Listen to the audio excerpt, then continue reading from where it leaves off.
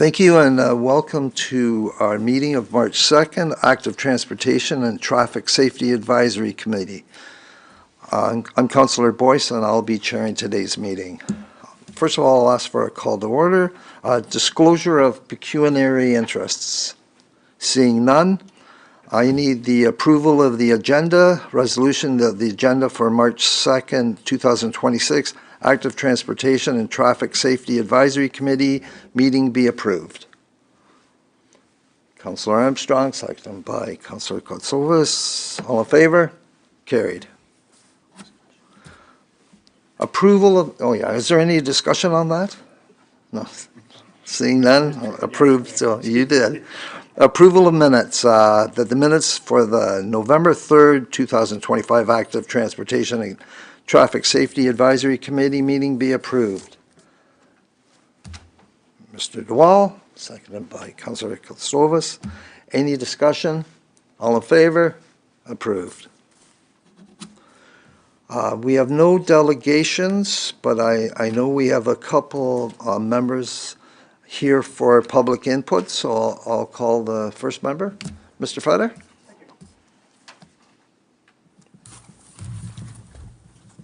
And just to officially state your name and Sure. Thank you. My name is Jim Fetter. I own and operate a farm on Murray-Harrington Road. I'm asking the committee to consider reducing the current speed limit on a section of Murray-Harrington Road from 60 to 50 kilometers per hour for a number of safety concerns. The reduction is requested for the section of road from Stockdale Road on the east to the 90-degree bend approximately 1.2 kilometers to the west. This section is a narrow secondary road with deep ditches, an S-turn, and a large steep hill, making visibility an issue. There are 3 active farms with multiple field entrances on this section of road. These entrances are used by large farm equipment on a regular basis. Visibility due to hills and corners is a safety concern when this equipment re-enters the roadway. There have been several close calls on a couple of minor incidents on this section of road in recent months. I would like to thank the committee for considering this request, and I will provide the city with a petition signed by the residents. Thank you. Thank you. Thank you. Is it? I'll allow for any questions. Does anyone have any questions? Councillor Quinte. I do know this road, but only the eastern end of it, where just to get on it, and then that steep hill that you're speaking of. Yes. So when you say there's been a number of close calls, is this with your equipment, or do you know some of your neighbors that? Some of my neighbors. As well? There's been a couple of minor accidents, people pulling out of the driveway, one on the hill where you don't get a very good view. Minor collision, no injuries, and very minor damage. And remind me, but I don't think that road has any lines painted on it, No, correct? it doesn't. And the shoulders Yeah, it's a little slope narrow. off to the side. Yeah. And there's deep ditches in places without any guardrails or anything. Correct. One truck was rolled over about 5 years ago. And have you contacted the OPP at all to come out and patrol the street or the road, or you have No, not done because that? It's not, most of the people don't go very fast. I think the majority of people drive under 60. There's a few that drive faster. But even that, if you meet a car on the road, you have to get over right to the edge. Yeah, I know. To pass. If you meet a school bus or a snowplow or a dump truck, you pretty much have to stop. And then there's no signage there for farm equipment either? No. Okay, thanks. Councillor Armstrong. Have the snowbanks been a problem too because of that? Well, they are because it narrows the road up. Okay. Yeah, and there's, although. The access from the they plow it driveways. off and they do a good job, but on the banks, the ice still stays there, so if you pull over on the banks and they're slow. Slide off. Tends to Yep. draw you into the ditch. There was 2 vehicles in the ditch when we had the big snowstorm about 3 weeks ago. For that reason, they pulled over and it drew them into the ditch. Okay. Any further questions? Mr. Jackson, so what will the procedure be so that Mr. Fetter can proceed so that it'll come back to another meeting? Thank you, Chair. So the city has a a procedure for the request for speed limit reductions. Yes, I'm aware of that. That's right. So the initial step is to submit a petition. Yes. And I believe the clerk's department has circulated the requirements for that petition for you. And should that petition be deemed valid, then basically the engineering department, Public Works, and OPP commence safety reviews of the street and make a recommendation Okay. to the committee on a speed limit reduction. So Okay. I believe that the petition is due April 1st. April 1st is what I'm told, yes. Okay, perfect. Would you like a copy of my list of concerns, or? Sure, I guess we can, we'll take a copy of that then, too, as well. Excuse- The petition will be delivered to City Hall. Okay, perfect. Thanks, Jim. Councilor Thank you. Armstrong? Through the process, is there a digital sign put up for a while to say this is under review? Is that part of that? Through you, Chair, correct, I believe so. Yeah, and part of the process can involve monitoring speeds, and then we also look at the curves and compare them to engineering standards. Perfect, thanks for coming. Thank you. We'll ask for any other public input? No? Public input? Anyone further? Seeing, seeing none then? Chair Boyce? Yep. I do Oh, have- yeah, absolutely. There's an oral one that you'll read out, correct? We did receive a request for virtual public input. The written statement for the committee meeting is, while the bollards may seem a good idea, we have found that they are actually making the road less safe for pedestrians. This is for the Montrose Road area. Before the bollards were installed on Montrose, while walking with my children, cars would move over to the middle of the road. After the bollards were installed, most drivers no longer gave us space. The bollards are either in the way or approaching, and drivers appear reluctant to move into the oncoming lane, even when no other vehicles are present. We appreciate that you're looking for solutions to address traffic concerns. However, I would like to suggest to the committee that it should make a policy to never install bollards unless the road includes a sidewalk or walking path nearby. That's from resident of 253 Montrose Road, Will Smith. Perfect. Perfect, and I think we'll be discussing that when we discuss traffic calming today. I think the bollard thing comes up on that. Okay, seeing that there's no more public input, we'll get into correspondence right now, and we'll do each one individually. First correspondence received from resident Roy Jackson regarding speed and signage on Austin streets. Are there any questions for this? I'm going to allow Mr. Jackson. Oh, sorry. Go ahead, Robert. If Mr. Jackson is here to speak, I- I'll wait for him. Yeah, I was just going to ask Mr. Jackson, did you want to speak on this or answer any questions that anyone may have? Perfect. Okay, you have my letter. Yep. And pretty well discusses what I'd like to see there. Now, I'm not asking for a speed reduction as far as the speed reduction, of course, but I am asking for some kind of control over the speed itself on the road itself.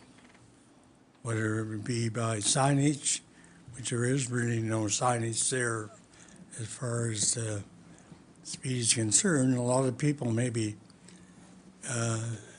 because the people don't get tested like the seniors do, maybe they think that 50 Ks the same as 50 miles per hour. So my thought is, we get some kind of signage, or can we put in some speed bumps? Mr. Warren? Yeah, so in line with Mr. Jackson's request and the nature of the street, and and the housing development, which I believe already has speed humps deployed in it. I'll make the motion that staff consider the feasibility of speed humps on Austin and Gould Street. The reason for that being that both Gould and Austin exit and enter the housing development. And we saw last year from the trial on Montrose that people tend to avoid speed humps. So again, the motion will be for staff to investigate the feasibility of speed humps on Austin and Gould Street. Is there is there a seconder to that motion? Mr. Jackson, did you want to speak on that, on the process in terms of speed humps? Sure, thank you, Chair. I just want to say I had the privilege of talking to Mr. Jackson when he came into City Hall, and it was really nice talking to him. I understand his concern. With respect to Austin, from where Sydney is to the housing development, that's a 200-meter stretch. That's approximately the same distance spacing that we have speed humps on Montrose for illustration purposes. So we're not talking about a long distance here.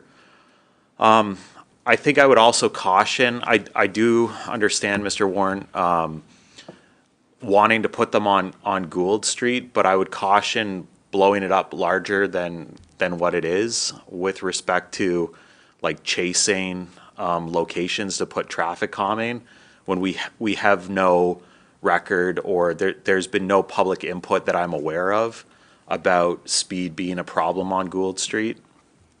Engineering would be happy to review traffic calming and make a recommendation to the committee for Austin Street. I think the other portion of that, Mr. Jackson, is the request for speed signs. And in urban areas, we typically don't sign residential streets. Most of the streets are unsigned, and the speed is governed by bylaw, which is 50 kilometers an hour.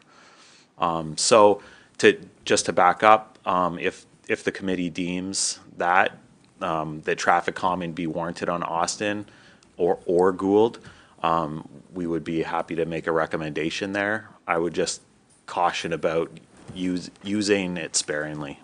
Okay. So, we had a motion. We had a motion. Did I get a seconder on that motion? No, sir, you did not. No. Okay. Thank you. So I don't see a seconder on that motion, Mr. Warren. So I can amend my own motion in line with what Mr. Jackson's put forward and for the committee to consider. My original motion was for staff to look at the feasibility of speed humps. So I'll change that to the feasibility of traffic calming in general, and to report back to this committee. Will I get a seconder on that? Ms. Allen, you'll second it?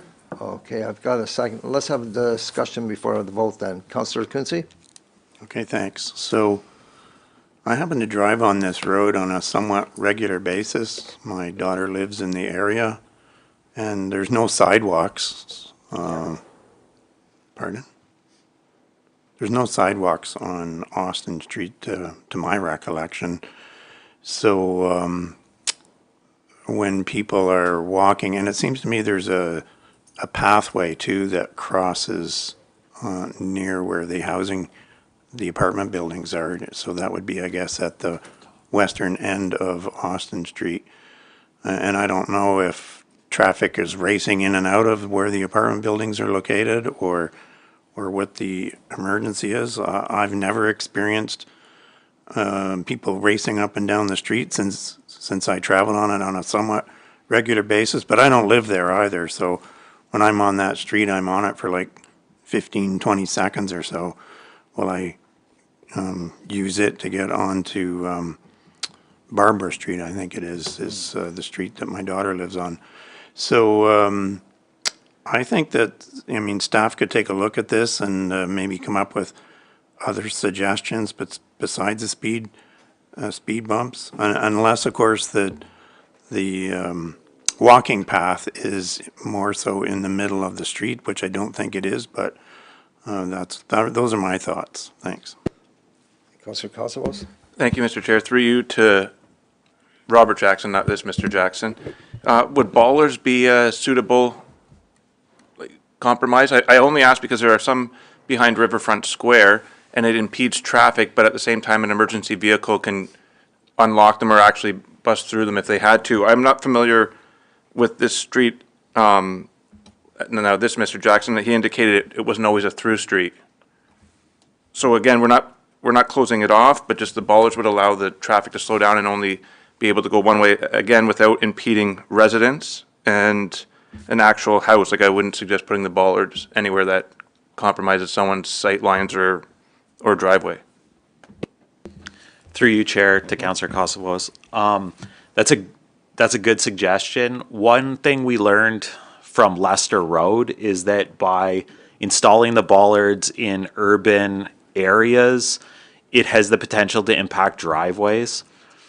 There are other applications for bollards, like we could put them in the center of the road. We could paint a yellow center line. We could do some warning signage. There are a bunch of ideas we could put forward. We could also just trial temporary speed humps if it's an issue, and we can see relatively easily how those work. Leave it with us, and we would come back with an appropriate suggestion. And just to follow up, I would just be in favor more of the safer and more affordable suggestion. Should the bollards be cheaper, I would tend to lean that way. Mr. McClellan? So I grew up in this neighborhood. And until I retired, I walked to work quite often from where I live now, through this area, through that path you're talking about, which is at the west end. And it is such a short distance, and that the housing development at the end has been there since the 70s. So it's been there a long, long time. And this seems to be a new complaint to me. And having worked in town for a lot of years, I don't remember a complaint on this street of this nature. The issue with traffic calming things on a street like this, to me, is one, the distance, as Robert talked about with the humps. And two, the bollards, the concern we had earlier mentioned about bollards. My wife and her senior mother walk through Centennial Park on the road, and they had the same complaint about the bollards. Cars used to get over. Now they don't, and they're forced into the grass, into the mud, every time a car comes.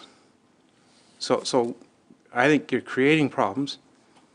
Signage, I have no issue with signage, except I would recommend we do just a study of the traffic.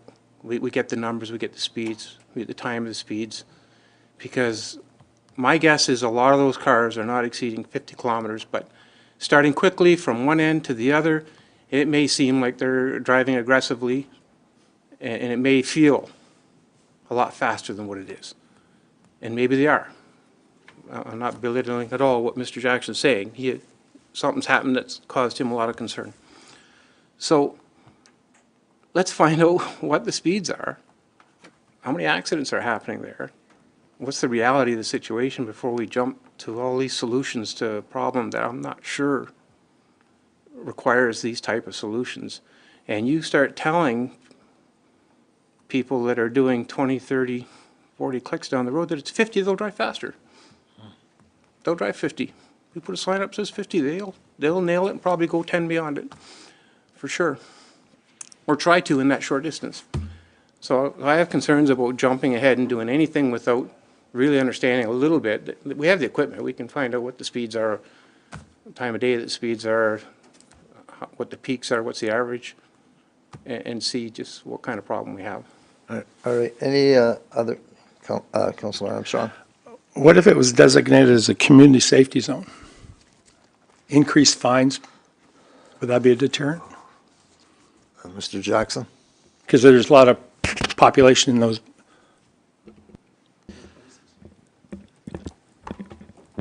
Through you, Chair. Or are there guidelines for that? Yeah, so typically a community safety zone would be around like a school or a playground. Like there should be criteria for that. I would have to come back to you with an answer about that. I know we recently discussed community safety zones at council, but in this particular case, I am not certain whether that would be applicable or not. Okay, anyone further? Oh, second. Mr. Jackson, you're former search and rescue. You worked with my dad. I did work with your dad, and in fact, your mother sold us the house. Oh, okay. In That's too much 1975. information. Okay. I know a Anyone, lot about this guy. anyone further? Oh, Councillor Reid.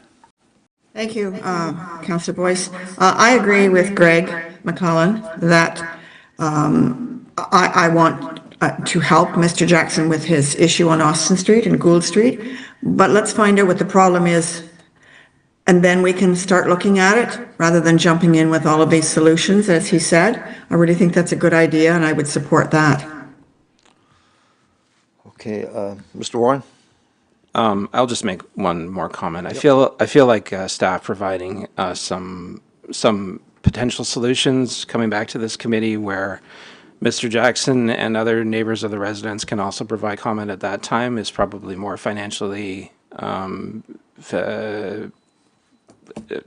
makes more financial prudence than a long-term study. This is, to me, is part of the pilot project, an extension of the pilot project idea from last year, where we're deploying something to try it out.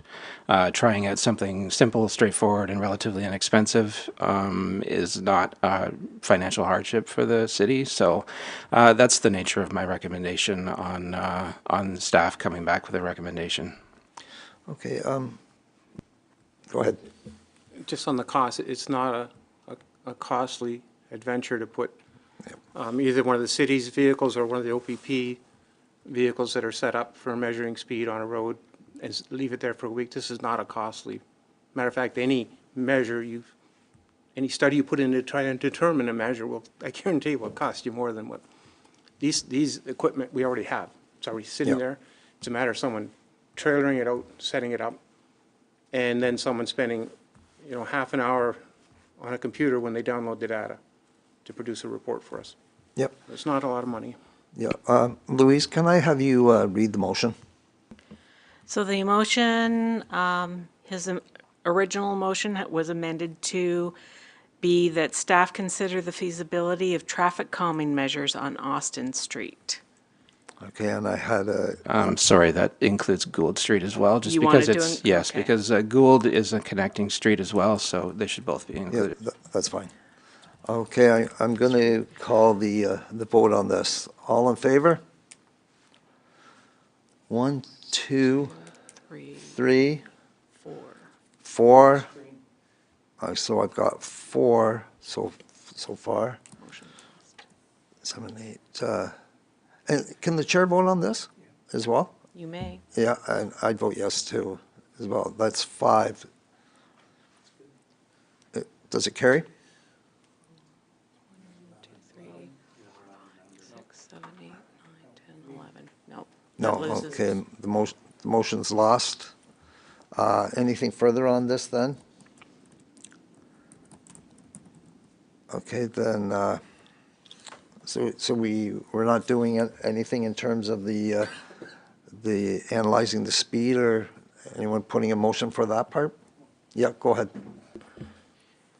Chair, I'd love to put a motion forward to ask either the city staff or the OPP to deploy one of their devices to measure the speed on that street over a period of time, and to also include any collision data they have or complaints they have other than Mr. Jackson's, or including Mr. Jackson's too, but in case there's other complaints that maybe have come into the OPP, and put that in a report back to this committee. Okay, do I have a seconder on that? Second that motion. Seconded by Councillor Costabos. I have a question. And, yep, Councillor Is Quinte? that just on Austin Street?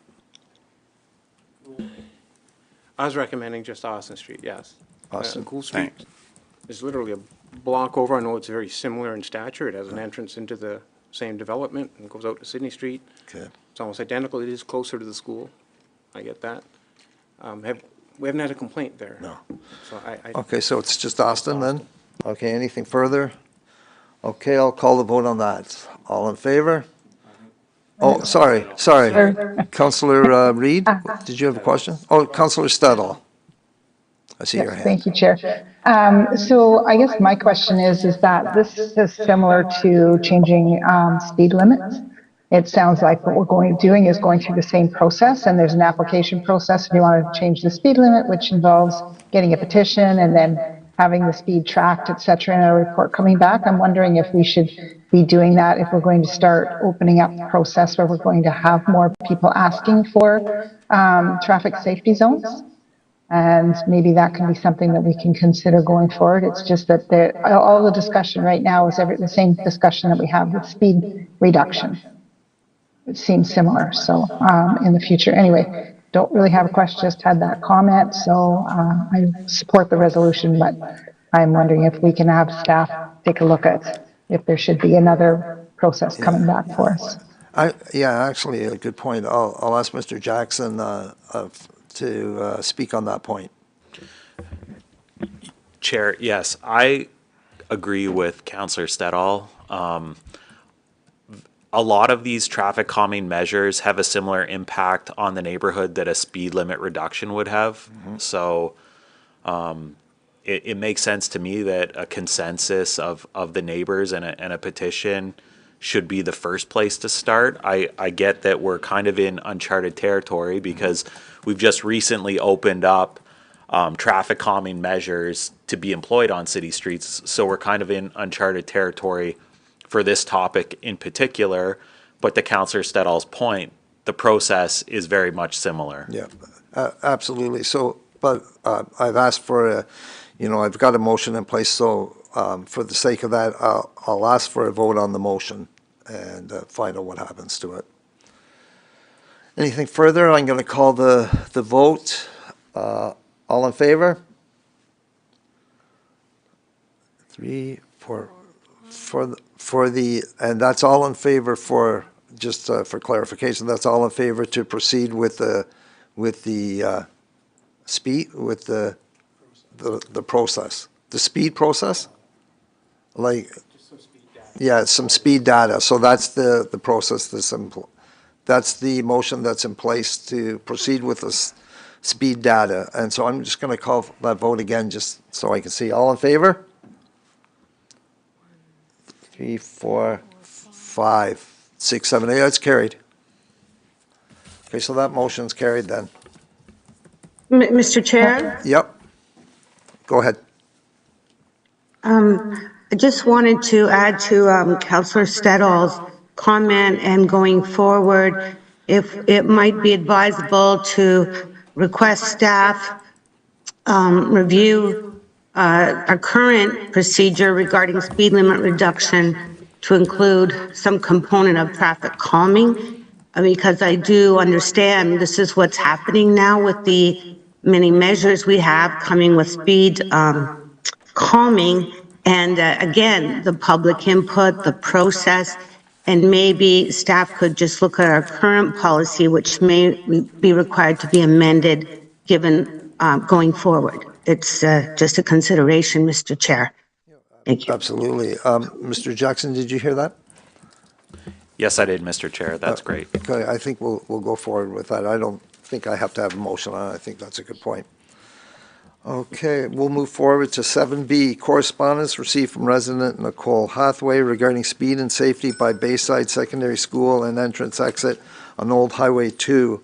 The resolution was that it be received. Do I have a motion on that? To receive it? Councillor Quinte, second by Mr. Dewall. Any comments? Councillor Quinte. So this area has been, I guess, it comes up at least once or twice a year. Last fall, I was contacted by another resident that lives on Stonegate that requested traffic lights at the end of Stonegate. This person's asking for traffic lights at the high school, and I don't recollect, but roughly 10 years ago, we designated this area from Aikens Road to Frost Road to be a community safety zone for a number of reasons, but we didn't change the speed limit. And the road surface, you know, is in decent enough shape for the 80-kilometer-hour speed limit. But there are traffic lights at Aikens Road. And I don't know what the sequence is for the traffic lights. Most of my observations are that the traffic lights are triggered by vehicles on Aikens Road looking to get onto Old Highway 2. And I wondered if staff could review that, like, say, Monday to Friday during the daylight hours, can those traffic lights be controlled with some sort of a timer versus a trigger from vehicles being on Aikens Road to sort of break up the traffic rather than install for the cost of, you know, $500,000 to $800,000 a traffic controlled intersection with red lights and green lights, because I hear what people are saying about traffic, but I don't know that there's been in recent past, like in the past few years, any collisions in that particular area. I could be wrong, but I don't go to the accident scenes, and wondered if that would be a better way to sort of stop the traffic and control the traffic during the school hours versus the current system. And staff can certainly let me know if that traffic light at Aikens Road is controlled in another way. I'll ask Mr. Jackson for comment. Thank you, Mr. Chair. So Highway 2 is an arterial road and the main connector between Trenton and Belleville. And the purpose of that road is to move traffic, right? Like between those two nodes, those 2 points. So you're correct, Councillor, in that Aikens Road is sensor timed for when there's traffic queuing on Aikens Road.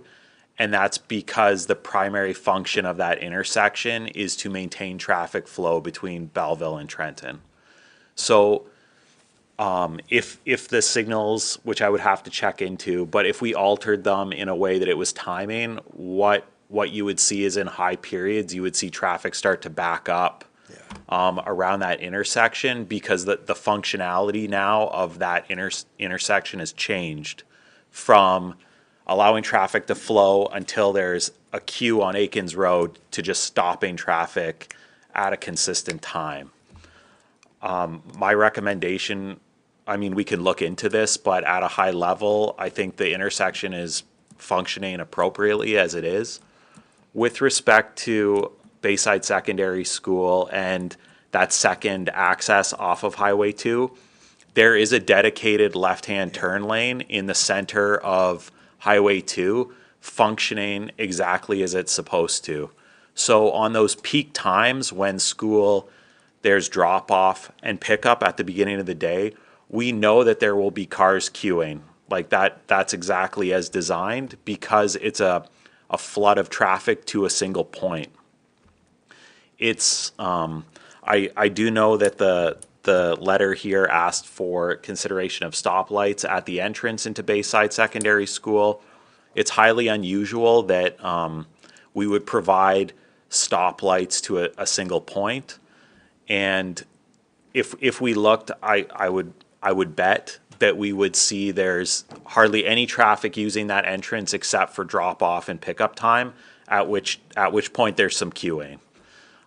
So it would be my thoughts that the intersection is working appropriately and that traffic is queuing in the left-hand turn lane on Highway 2 appropriately. Yeah, Councillor Quinte? So there are at the high school and at Stonecrest and at Aikens Road for the west traveling lane, there is a lane exit, or I don't remember the exact term, but you get like a cutoff so you can get off the road. But there isn't one at Burns Avenue, and there isn't one at Frost Road, and I don't think there's one at Aikens Road to go down to where the water plant is. There's not a shoulder there. Then there's many such entrances along Old Highway 2 between the air base and Loyalist Wallbridge Road that don't have an exit shoulder where the cars can get off out of the way. And probably about 4 or 5 years ago, we invested money at Kenron Estates to increase their shoulder or exit lane off of the main roadway to help with traffic going on and off. And just another point in regards to controlled traffic lights. The traffic light at Loyalist Wallbridge Road is not triggered by vehicles showing up there. It's on a timed section. And I believe the one at RCAF Road as well is also on a timed, I don't know for sure, but I think it is on a timed section. So that means that all the other traffic lights, the other ones through the airbase, the one on Aikens Road, those are triggered by traffic coming, as Mr. Jackson said. They come to the queuing section and that triggers the traffic light.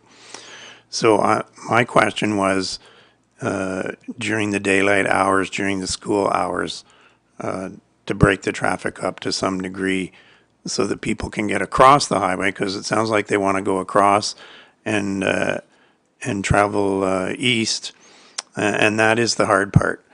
And when I was coming here today, the school was letting out, and there was at least a dozen cars, lined up to get out of there. And I didn't stick around to see which way they were going.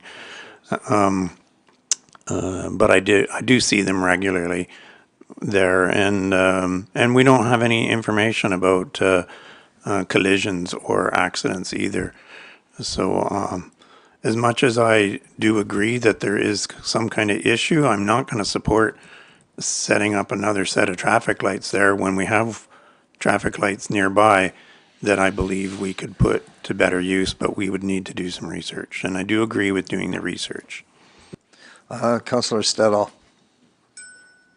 Thank you, Mr. Chair. At the last meeting we had, we talked about roundabouts, in particular on this stretch of highway, and I believe that, and Mr. Jackson can correct me if I'm wrong, but I believe that that is in the future something that staff was going to take a look at as population increased, and potentially then those roundabouts would also slow down the traffic. Is that correct? Mr. Jackson? Through you, Mr. Chair. So, correct, Councillor Stedall. There's no concrete plans, but Highway 2 will be coming up for resurfacing in the next decade or so. And at that time, we can definitely consider roundabouts in place of these intersections. We'll have some pretty good data for Highway 2 on the west side of Trenton by that point, and we'll definitely be considering roundabouts here in the future, but no firm plans at this point. Okay, Mr. McClellan? So I understand the city bears some responsibility, but doesn't the school as well? I know that school was built, late 60s? Early 70s, yeah. And traffic was a lot different. But to me, I never understood why they didn't put their entrance onto Aikens Road, which has very little traffic and could handle large numbers of buses and family members moving in and out of the property. So I don't know if they could be approached too, whether they've considered any solutions to this issue. But one of the other things I was going to ask, I know we have lights, like flashing lights and a slightly lower speed limit as you approach the high schools at the west end of town. Is it feasible to set anything like that up in this area so that during the times that school's coming in, going out, there could be some warning for drivers? I know there is a speed indicator sign that's on there. But it runs continuous. It Yeah. doesn't change during those specific times. But just those caution lights that are flashing on Dundas that we see near Trenton High School, that's not a huge amount of money to set up, but might assist some people to remind them to slow down. There's a school here and it's getting out right now, or it's coming in right now. And like I know the speed limit changes on Dundas West Yes. from 50 to 40. And this could change from 80 to 60 during those times that those lights would be flashing. Like, I don't know if don't Mr. know. Jackson can talk to that, if it's possible or not. I'll ask Mr. Jackson for comments on that. Through you, Chair. So lots of options are available. With respect to that, that would be a temporary speed limit reduction and appropriate signage. That could be accommodated through this committee if it's deemed so. I definitely would recommend, prior to speed limit reductions, some studies and OPP reviews crash data. I don't think we should be jumping. I think we should sit back and analyze if there is a problem before getting on that bandwagon. Yeah, I agree. Maybe perhaps, Mr. Jackson, you can come back with a further report on that. Councillor Reid? Councillor Reid? Thank you. I'm sure everyone's aware of it, but there is an entrance to Bayside Secondary School on Aikens Road. All buses use that. Some parents will use that as well. And that means that their students that they're picking up walk out if they can't get in there with buses safely. So it is well utilized, the Aikens Road. I don't think any buses go in off of Highway 2. Yeah, okay. Councillor Costabos? Councillor Reid's correct. From former bus drivers, yes, they all use that Aikens Yeah. entrance and exit. I'm not sure if it was available to parents, if Councillor Reid says it is. I would suggest, yeah, anyone making a left-hand turn onto Highway 2 would use that same entrance, but unfortunately, drivers think it's faster not to go to a stoplight because there's different establishments within the city where I've witnessed that the right-hand turn to the traffic light is safer, but they'll choose to go left out of a drive-through just to save 30 seconds, but it is more dangerous. So that, my advice would be similar to Councillor Reid's, use the traffic light if you're turning left. Okay. Yes? I just had a question. If there is a speed sign there or measuring the speed, have we looked at the numbers to see, are people going 100? Or, I mean, I feel like they are, but if we have those numbers, can we look at them and see? Yeah, I'll ask Mr. Jackson, but I don't know if that machine actually produces data. So I'm, through you, Chair, I'm not aware if we have a speed registering device. The devices that you see on the side of the road that tell you your speed as you're going by, those do record all of it. So, for example, on Montrose, I do know one of those devices is there, and that's been the key source of our speed data. To my knowledge, we aren't employing like hidden speed devices that just auto log. I would ideally like to get some because they're a lot easier to move around and they can be deployed way quicker to give us data. But I am not sure if there is one on Highway 2 in front of the school. Just, I think it's almost, it's just past the sub place. Okay. There is one. It's very close to the There's one. Aikens Road So- intersection, Chair. Yeah. So if it is there, then we could pull that data for Okay, sure, for perfect. certain. So if you'll pull the data then. So we've got a motion to receive this. I'll call a vote. All in favor? That's carried. We'll go to correspondence received from resident Al Schmidt regarding a speed limit review of Zion Road between Corrigan Road and Pitchers Road. And the resolution is to receive and file. Do I have a, Councillor Quinte, do I have a seconder on that? Councillor, Mr. Duval? Any further discussion? Mr. Warren? Thank you, Chair. So Mr. Schmidt has indicated that he's going to provide a list of signatures. Has that been provided? So if once that is provided to staff, does that immediately begin the speed review process, or will that have to come back to this committee? Have we received a petition from Mr. Schmidt yet? Not yet. We haven't received it. So if we do receive it, will the process start then? That we do a review? Mr. Chair. Yeah, one second. I'm just waiting for, You guys do determine, and then you'll report back to this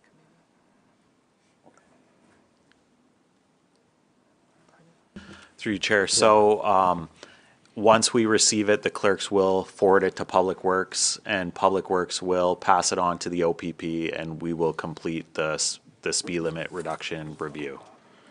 yeah.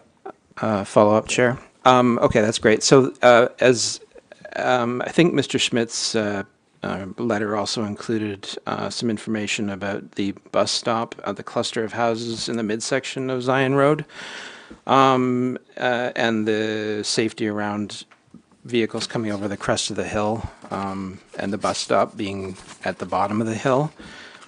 So I will make the motion to amend to include a warning sign in the southbound lane of Zion Road, positioned at the crest of the hill north of 262 Zion Road, to improve safety for school bus pickup and drop-off.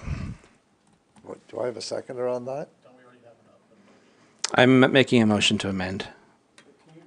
Yeah. The motion to amend will be to add a bus stop ahead warning sign in the southbound lane of Zion Road. Mr. Schmidt's letter included information about a bus stop at the bottom of that hill that is not visible to drivers coming over the crest of the hill.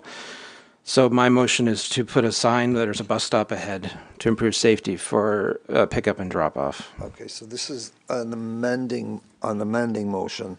So would I have to get a seconder on that, Luis? I think so, correct? Yes. Okay, do I have a seconder? Seeing none, we'll go back to the original. Oh, think there's Mr. one Jackson? there. Thank you, Chair. So I'd just like to chime in on this one. With respect to the additional signage, there's requirements or like recommendations in the Transportation Committee of Canada, and that's the standard we use for these signs. So with respect to Zion Road, I did review it, and I talked to Mr. Schmidt prior to this meeting. Provided that he gets the petition in, my thoughts are engineering would look at the road holistically for that location and recommend other warning signs that may be applicable. I did notice that there were some vertical curves like hills, and there might be more than just school bus warning signs. Okay. And we can make a recommendation with that report for a school bus warning sign and where it would be most applicable based on the transportation codes. Okay, so that would be, as soon as he gets that petition in, then you look at that then. Too. So if it pleases the chair, I'll remove that Yeah, that motion amendment. Okay, Councillor Armstrong? Second Doug Hill Road North. Did you guys put a sign in there? Just past the water tower? For that new entrance? It was a bit of a contentious issue there. Through you, Chair, I would have to get back to you on that one. I do not know off the top. Okay. Okay, Councillor Quinte? So my understanding of the speed limit review is that the petition has to have a majority of the property owners or the landowners in that area in order to trigger the speed limit review. So that is a qualification. So I don't know how many homes we're talking about here on Zion Road. So if he does his petition and there's like only 2 people on it, that's probably not going to be the majority of the population. But that's how I always understood the speed limit review. And I do agree with Mr. Jackson's review. He's already been out to this particular area. So if he has some ideas, I think we should go with his recommendation at this time. I've never received any other complaints at all ever about this particular section of roadway. And if there's a blind spot or a challenge with school bus drop-off and pickup, we definitely should be looking at it. Thanks. Okay, so we're just awaiting Mr. Schmidt's petition, so the motion is to receive it and file it. All in favor? And that's carried. We'll move on to items for committee's consideration. A, Report from Mr. Jackson, Manager of Engineering Services regarding traffic calming measures update. Do I have a motion to receive it? Councillor Quincy, second by Councillor Armstrong. Any discussion? Councillor Armstrong? In it, it said 15 speed humps paved, correct? And it's like $500,000 or something? Is that the number I heard? 90,000. Through you, Chair. My eyes bet. So I did contact one of our main paving contractors, and he quoted me 15 $5,000 to $6,000 per speed hump, and Montrose being, and I did verify that number several ways, and that's actually the cheapest quote I got. 15 grand for one hump? No, Six. 5,000 to 6,000. Oh, okay. 5 to 6. Up to 8,000 depending who you ask. It just keeps going up. Yeah, that's the cheapest number. So Montrose Road being about 2.5 kilometers, and the speed humps being placed every 200 to 250 meters, that puts about 10 to 15 paved speed humps on Montrose Road. Could you use the rubber ones? Or whatever they are? That's what isn't that? That's what we're using now, right? That's the That's recommendation. That's But- the recommendation. So if, let's say we paved a couple this year and use the rest I- rubber and then just keep moving along, replacing the rubber? Or do they have to go out in the winter? I think the plan was that we were going to be repairing the road, so once the road was done, then we would stop with the rubber ones. Mr. Jackson? Thank you, Mr. Chair. Maybe it's just easier. So based on the reports that we had last year, we did see a good reduction in average and top speeds with the implementation of the traffic calming measures. And what we employed last year was temporary rubber ones, or you could call them seasonal. Right. And they're seasonal because they can't withstand snow plows. Okay. But in other parts of the world where there's no snow, they're employed all year round. So going back to our trial on Couch Crescent, Public Works had a couple of speed humps installed throughout Centennial Park, and they didn't present an issue for snow clearing. So we would like to employ them in other parts of the city. Montrose Road specifically is unique because it is not regular asphalt, it is surface treatment asphalt.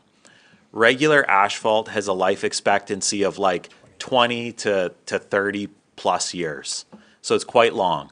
Surface treatment is more for rural areas and has a greatly reduced life expectancy, like average maybe 10 years.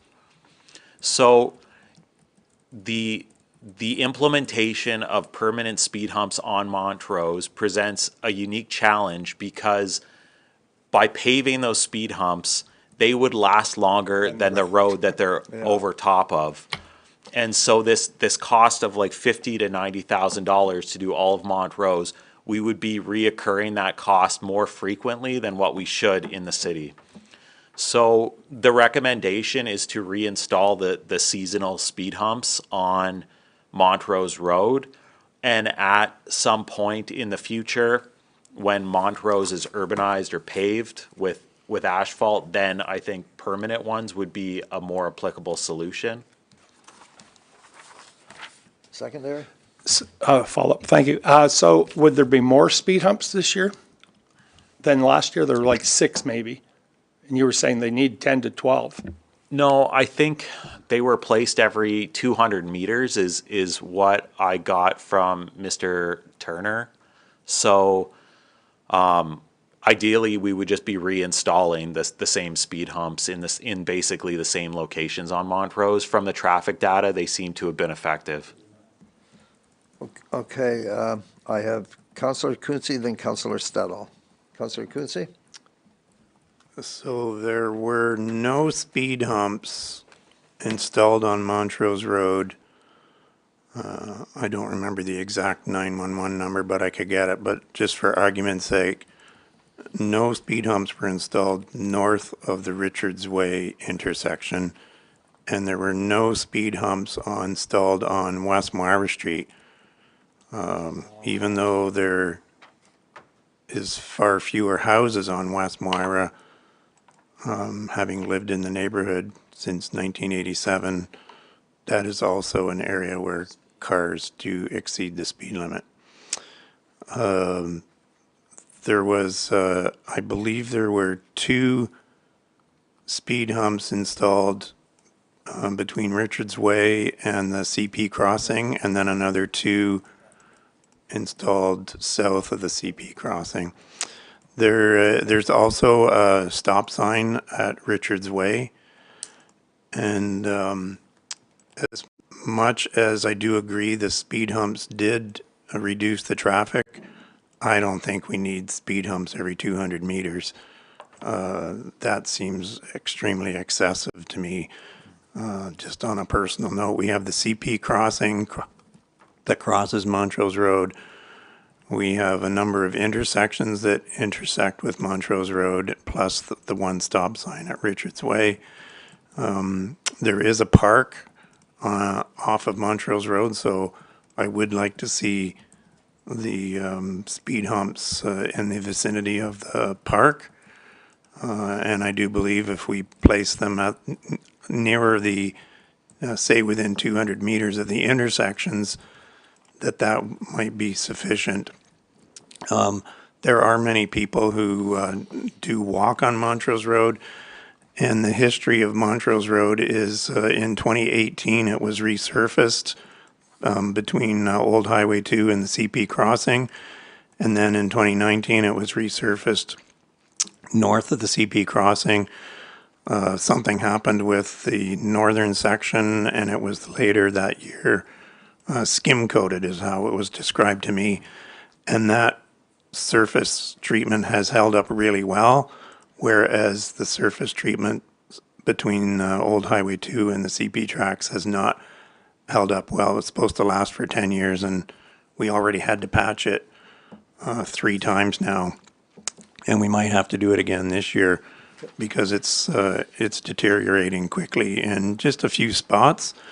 And at the time that was resurfaced, the road was widened to include, and I don't know what the width of it was, but we did increase the width of the surface and included some lines to try to accommodate pedestrian traffic or leave a lane. But still, when you walk on that portion of the highway or the road surface, the cars still do move over for you. So having bollards on the shoulders and bollards in the center is going to keep the vehicles from switching lanes to avoid the pedestrians. And I don't know that the bollards actually, did anything, to tell you the truth, except be annoying for some people. Like one person was really mad one day and drove over them, like 6 of them all one morning or something. I don't know how many, but just ridiculous. So I don't know what the bollards do. Like if we had bollards, as you enter the subdivision, that I could understand, but to have them throughout the whole street, I don't know that really worked. So if we want to get rid of the bollards altogether, I'd be in favor of that. And those speed humps that were implemented. So in my wife's vehicle, which is a mid-size or smallish size 4-passenger vehicle, I had to slow down to like 10 kilometers an hour to go over top of those speed humps, which I thought was quite aggressive, but that's just my opinion. And I don't know what other people, feel about driving in their vehicle. Now in my little pickup truck, I could do it like 25, 30 kilometers an hour, and as long as I was by myself. But I found those speed humps a bit aggressive for the vehicles, and there are people in our neighborhood who have trailers for boats and trailers for vacation trailers, and there are some commercial vehicles that pass through the neighborhood with lawnmower equipment and stuff, and I don't know how they make out with the with that when you're trailering a significant load, how that works. I would need to hear from people what they think about that. So I do agree it did work. I do want to see some speed humps, but I don't want to see 15 of them. 6 or 7 is more than enough for me. That's my point of view. Okay, Councillor Stedall. Thank you, Mr. Chair. I'll be brief. I just wanted to say, living on Montrose, I think that the bollards definitely, I appreciate the report that staff has brought back already. The bollards, I'm glad they're not coming back because it is difficult for walking. And I'm looking forward to having the speed humps back. And I think most of the residents have already voiced that as well, because they were very, very good in reducing the speed of the traffic. However, I do want to say that it would be great if we could, I see we're adding one on Country Club because of the people that diverted to get around it. And I think that staff should take a look at putting one in front of Colonial Park, because I know they're diverting coming down Colonial Drive and to avoid Montrose because of the speed humps. And I agree with Councillor Quinte, there needs to be one north of Richards Way, at least one. There already was one last year up near the Montrose Park, and that was a good location. But anywhere near the parks, I think, is probably optimum to try to make sure that it's reduced there, especially when there are walkers. And yeah, the bollards are unfortunately not, they took a lot of abuse, we'll say that. They certainly did. Thank you. Mr. McClellan? Okay, so Montrose Road is a long studied, long justified problem. And so I absolutely agree with the traffic calming measures. But now that we've tried it a few times, we've done the trial, it seems like the bollards are not so popular. And from my own example with my wife and her mother at Centennial Park, the other examples from the folks that live out at Montrose.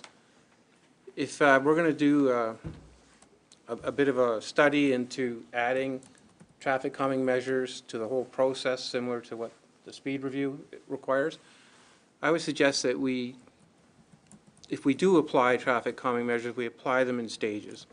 Your speed bumps are probably going to give you your best reduction in speeds, but the reason they put bollards in, I'll tell you flat out, it's to visually narrow the lane that a driver feels like they have. And the narrower space that is, the slower people will drive. Yeah. The wider space, the faster they'll drive. That's the purpose of it. But is it required in all these places? If we get a request for traffic calming things, could we start with bollards? If that does the job, start with speed humps. And if that does the job, maybe we never need to include bollards. If it doesn't do the job, then maybe you need to take an extra step. But make it more of a gradual process that has steps in it. We don't just throw everything at a street, first kick at the cat. Okay. Anyone further? Mr. Warren?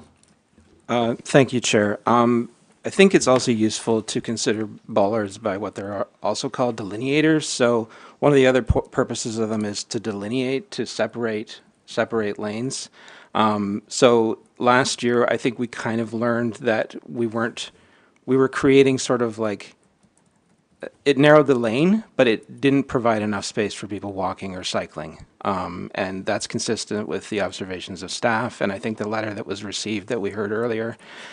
So I do think it's quite useful to view them as not just bollards, but delineators where we can use them to separate a bike lane, perhaps, or to provide some extra security for people walking on sidewalks or walking paths.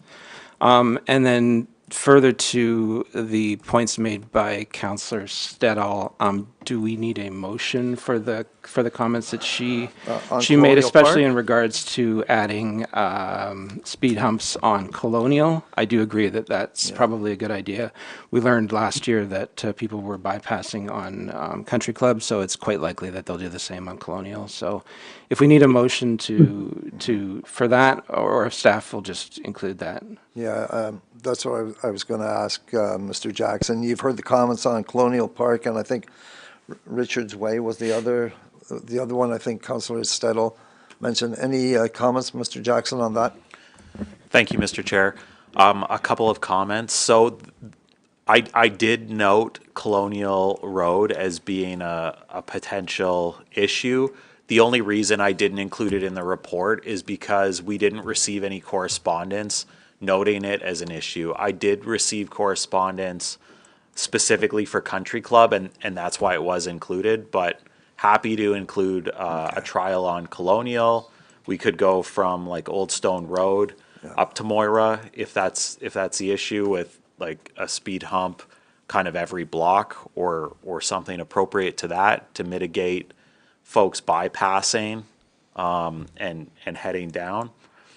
And then to second some of Mr. Warren's thoughts on the delineators, bullards, I think as we move forward here as a city, we'll find other places to put them. Yeah. I get we used them on Leicester Road last year to narrow the lanes, and there were some problems there. Other places, I can think about like Kingston and Peterborough, they use the delineator bullards along cycling lanes in town so that it's obvious that the traffic and the cycling/pedestrians are separate. And another location is the center lines entering school zones. So you often see the delineator bullards on the center yellow line of a school zone, sometimes with like a warning sign to say, speed is 40, something like that. Those would be other places that we haven't employed those in this city, but I think we should look at them moving forward on a case-by-case basis. Okay, perfect. Councillor Quinte. I'd just like to clarify, in your report, you're talking about the bollards not being on the shoulder for Montrose Road. And you also mention in the report about that the bollards were a problem on Leicester Road. So were you thinking that you would just be installing the bollards down the center of Montrose Road and then no bollards on Leicester Road? And I have other points. Mr. Jackson? Through you, Chair.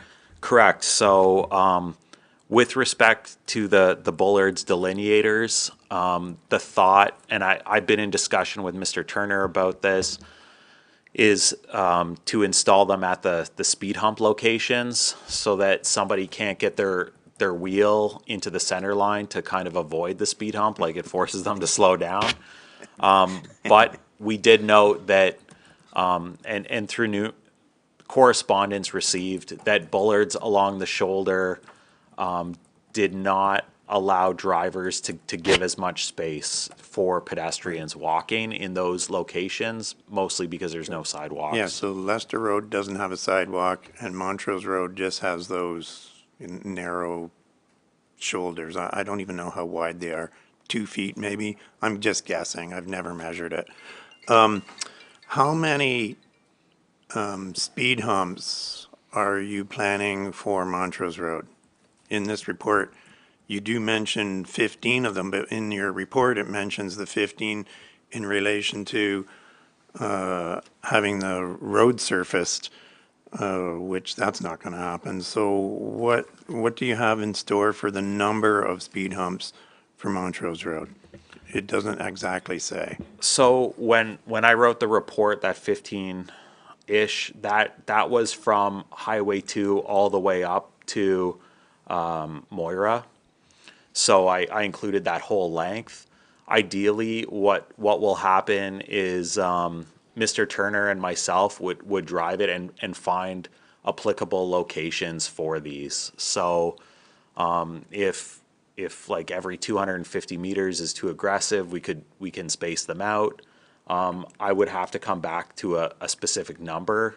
We've been busy with winter operations, Yes. and I haven't looked at the exact that. number there. The number in the report was more budgetary, like, we've got a 2.7 kilometer road at 200 to 250 meter spacing. That's the approximate number. Did we purchase the speed humps that we used last year, or did we just lease those, or do you know? It's my understanding that we purchased those. So we Those still are have RPO. those? Correct. So we could just use those ones that we used last year and put them in the same locations and then just skip the bollards altogether? Or are you going to place them just use them at the speed humps themselves, or you don't know yet? I think we would probably just use them at the speed humps themselves if there's dissenting opinions, but the idea of having bollards consistently in between the speed humps is not something we want to entertain. Well, the people that I talked to didn't say anything about the center line bollards, but they didn't want them on the shoulders. So there's, and that's from more than one person. And also, when it came back to, you mentioned about not receiving any information about Colonial Road, I have received a couple points myself in regards to increased traffic, which I do agree, the traffic did increase on Colonial Road, but it's like a public road, so what are you gonna do? Do people speed? Yeah, people speed everywhere. You know, just pick a city in Ontario and people are speeding. So the other thing was there was no speed humps placed on West Myra Street. Is that going to be something that you're going to look at as well? We can. I did not envision that in this report, but That's a separate issue. yeah. If Well, it's if the same neighborhood. it is, but it's for the separate. purposes of this report, Yeah, this is for what we we've focused got. on Yeah. Montrose. But you did last year, you had bollards on West Myra Street with no speed humps. And those were the ones that suffered a lot of the damage. Okay, Councillor Stedall. Yeah, I'd like to just make a motion that we receive the staff report Yeah. and let staff decide what they're going to do with the locations, with the exception of for adding one speed hump in front of the Colonial Park. Colonial, yep. Yeah, we've got a motion there, so that would just be part of that motion if the person's in favor of that. put Who two made of the them there. motion? Louise? Okay, so you're fine with then just putting the amendment that Councillor Stedall had mentioned on Colonial, Councillor Quincy? Except for the fact, when is this committee meeting again? July, Good. Yes. okay? And the seconder is fine with that too as well? Who's? Councillor Armstrong, fine, okay. Nothing further, we'll call a vote, all in favor, and that's carried.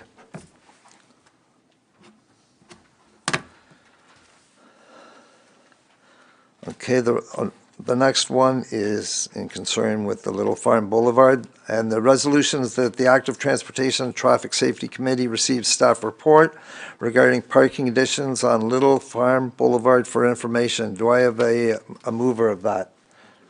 Councillor Reid and seconded by Councillor Katsovas. Any comments? Mr. Warren? In the original discussion, I think it was mentioned no parking, no stopping signs. Did we just switch to no parking? Sorry, through you, Chair, to staff. Yep. Through you, Chair, to Mr. Warham.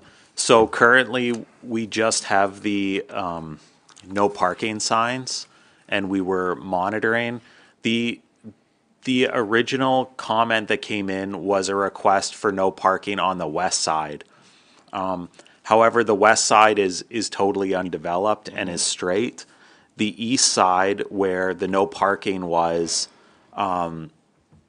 poses the greatest risk to sightlines for all of the side streets. So if somebody is parked on Little Farm Boulevard on the east side, they could potentially block the sightlines of somebody coming out. The mailboxes for those subdivisions are also on the east side. So if the committee wanted to enact no stopping, that would pose an operational challenge to accessing the mailbox. We've just been reviewing, and there is a seasonal no parking restriction, overnight parking there. As is, we haven't noted any problems thus far with sightlines or with access based on this trial.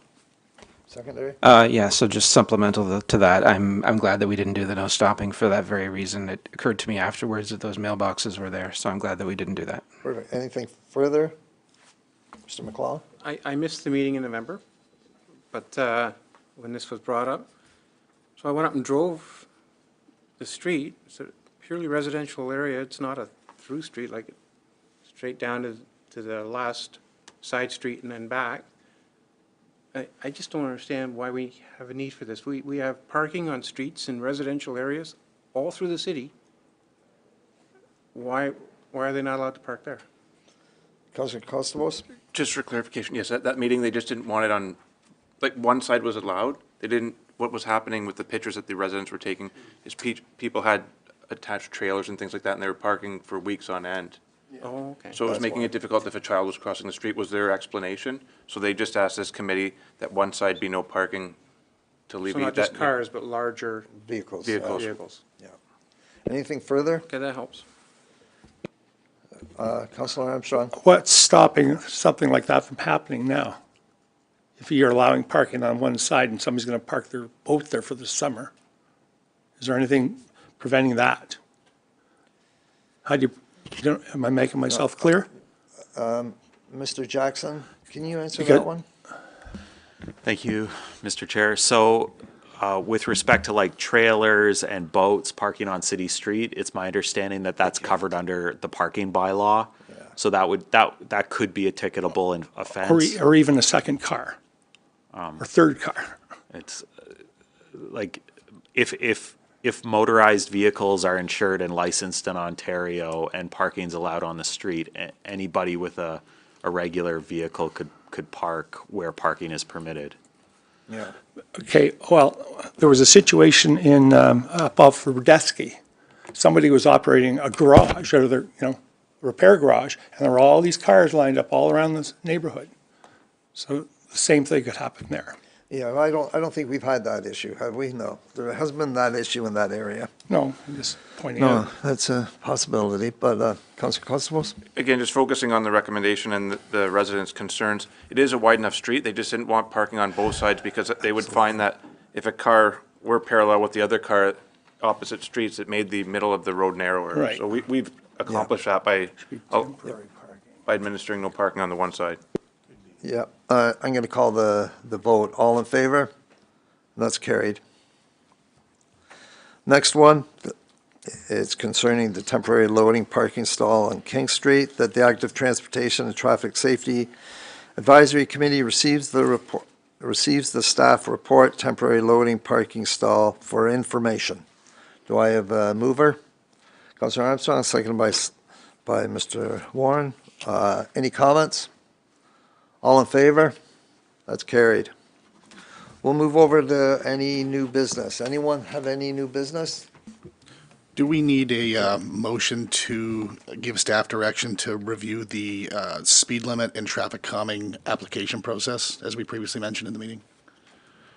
Yeah, No, we're, 2 years ago. I know, I think it was Councillor Sharp that may have mentioned that, were you going to review it, tell Mr. Jackson?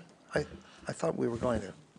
Yes, Mr. Chair. So my understanding, and I agree with Councillor Sharp's suggestion, is that staff would look at amending the speed limit reduction policy to include the addition of traffic calming under that same policy. That's good. Perfect. Anything further for new business? Oh, I do have a Oh, question. Councillor Quinte. Are there other streets that city staff are considering for traffic calming measures in the city for the coming year? Or are we just going with the ones that we discussed here today and the one areas that we used last year, like on in the Centennial Park and I believe Couch Crescent? Mr. Jackson? Well, that's, Mr. Chair, that's a good question. So I do know that traffic calming, like we have a new thing here that we're implementing. We don't have a capital program with respect to traffic calming initiatives. So I guess the question is how do you roll this out? And thus far, my understanding of the process is it's a complaint-driven process. And I think as we discussed amending the requirements for traffic calming, to me, that speaks of a complaint-driven process, continuing of that. It hasn't been staff's idea to go out and actively look for where we could implement traffic calming. I think if the need arises, then the problem is stated and traffic calming could be a tool to come to a solution to the problem. But just actively going out and looking for new locations might be problematic. Okay, thanks. Okay, Councillor Armstrong. New business? Yep. McCall Street, top of Henry. The buses are using that as a cut-through. And when that bus is on that street, there's parking on the one side. Nobody can come the other way. My concern is accidents where I've seen two buses, one on King Street, and these guys are coming over a hump, and all of a sudden they're going to meet a bus. That's a potential there. But the point is, I've seen buses push cars to back them up down to Henry Street so they can get through. But the next street over, Catherine, they could take that in no time. So I think that buses or big vehicles like that should not be allowed on that street. I don't know what the process is for that, but it is a safety issue for sure. Mr. Jackson. Because there's no sidewalks. A lot of hospital workers park there and walk. They have to walk on the road. Thank you, through you, Mr. Chair. Thank you for bringing that to my attention. Let me coordinate with Mr. Tracy and Mr. Turner, and we will get back to you with respect to buses on McCall Street. Perfect. Anything further? Our next meeting will be Monday, July 6th at 3 p.m. So that the Active Transportation and Traffic Safety Advisory meeting now adjourned at 4:30 p.m. A mover, Mr. Dwal, seconder by Councillor Armstrong. All in favor? That's carried.